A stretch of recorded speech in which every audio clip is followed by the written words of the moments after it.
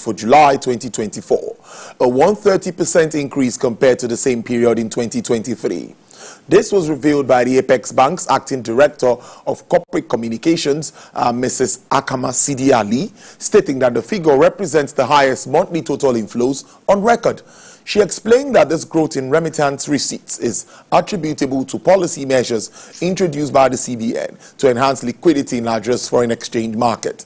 Mrs. Sidi Ali further highlighted granting licenses to new international money transfer operators, implementing a willing buyer, willing seller model, and enabling timely access to Naira liquidity for IMTUs as measures used to support continued growth in these inflows. The Chairman, House of Representatives Committee on Insurance and Actuarial Matters, Ahmed Jaha, says the committee will take proactive steps to formulate regulatory frameworks and provide support to the Nigeria Deposit Insurance Corporation to effectively safeguard and secure depositors' funds in Nigeria. These and more from discussions at the 2024 retreat for the House of Representative members, which held in Lagos. We have more in this report. The Nigeria Deposit Insurance Corporation plays a pivotal role in safeguarding deposits, ensuring that our financial institutions operate within a secure environment. This gathering of members of the House of Representative Committee on Insurance and Actuarial Matters, put together by the NDIC, is focused on strengthening financial stability and deposit insurance framework for economic resilience. Managing Director and Chief Executive of the corporation, Mr. Bello Hassan, says the theme is apt given the determination of the federal government towards achieving sustainable growth by strengthening the financial sector to boost economic growth. The corporation had reassessed its depositor payment methodology with a view to adopting a different approach that will ensure prompt payment to depositors. This was tested in the recent payment to depositors of Heritage Bank in liquidation.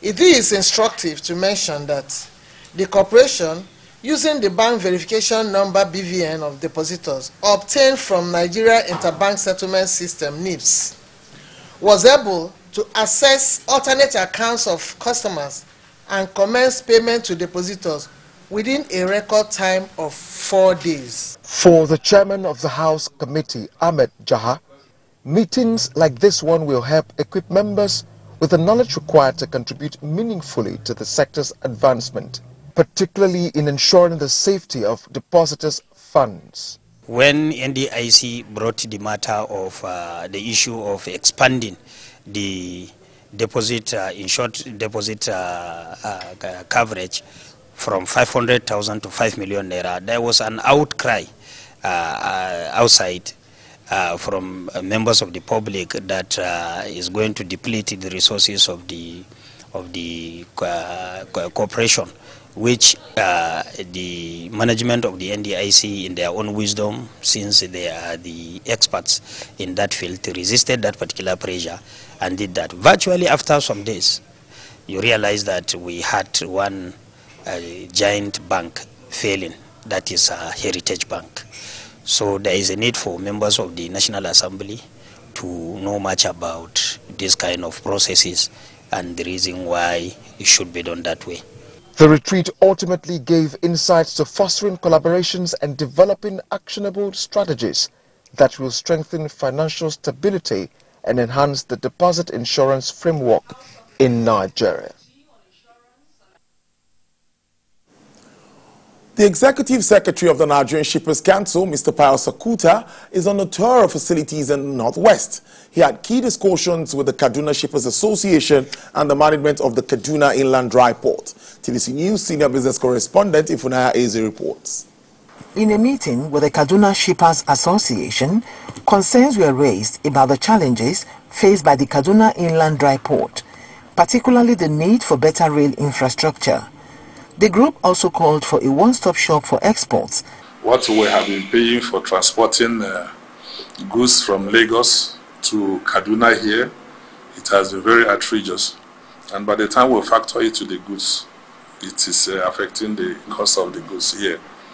And once we have this very rail, I know that it will go a long way to reduce the cost of our importation. Mr. Akuta acknowledged these issues and emphasized the Council's commitment to finding solutions. We will continue to do everything possible to promote the use of the rail lines. We know that the light gauge, which is lying fallow, almost moribund, there are discussions to see how they can also be revived for the purpose of cargo transportation alone. So that is also in the pipeline. For that discussion is ongoing. At the Kaduna Inland Dry Port, Mr. Akuta was briefed on their status as a bonded terminal rather than a full-fledged dry port, which complicates operations and increases costs. He responded by highlighting ongoing legislative efforts to address these concerns. The port stands on about 5 hectares with a warehouse capacity of 4,000 square meters. What this simply means is that on its own we are economics of scale, not to start to talk about the other products that we have, like our cold room, like the lab. So there's a lot to do. We are a port. It is the directive of the Minister of Marine and Blue Economy that we should quickly work around all the issues that are preventing these infrastructures from achieving their optimal objectives, so that we can see how they begin to function in that light. So we have a duty to go back now and ensure that that bill that is pending before the National Assembly is passed in record time. The visit concluded with Mr. Akuta reaffirming the Council's dedication to enhancing the infrastructure and operations of the Kaduna Inland Dry Port to boost Nigeria's trade logistics. Ifunanya Eze, TVC News. The alumni of Federal Government College Idoani Ondo State have called for renewed focus to promote entrepreneurial activities and empower members within the association. There was a central focus at this year's Career and Business Symposium put together in Lagos by the Lagos chapter of the association. The president of the association, Mr. Tunde Obadinro, reaffirmed the association's commitment to giving back to the alma mater through shared value and collective responsibility.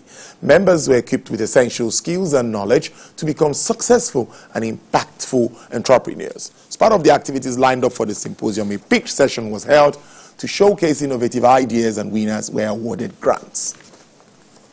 One of the things we've seen recently, in recent times, is that there's a need to deepen capacity for our younger sets within our own alumni network with regards to their businesses or their careers. And we're trying to help them, empower them, provide them with knowledge, information, access, whether it's to finance, to technical support for their businesses as well as their careers. We believe that you are as good as your network. And the value of network is not just for it to be on my phone. It's for me to be able to use it, leverage, and provide more knowledge, technical support, and access to finance for my businesses. Apart from giving out these financial incentives or palliatives, we're attaching mentors to these business owners, a deliberate process, rigorous process of choosing the participants, the beneficiaries of this grant has gone through, where we adopted EOI, RFP processes. So when these grants are going out today, we are going to be supporting them with mentorship to guide them. It's not just only money. We want them to be able to be strengthened on the financial side and the non-financial side to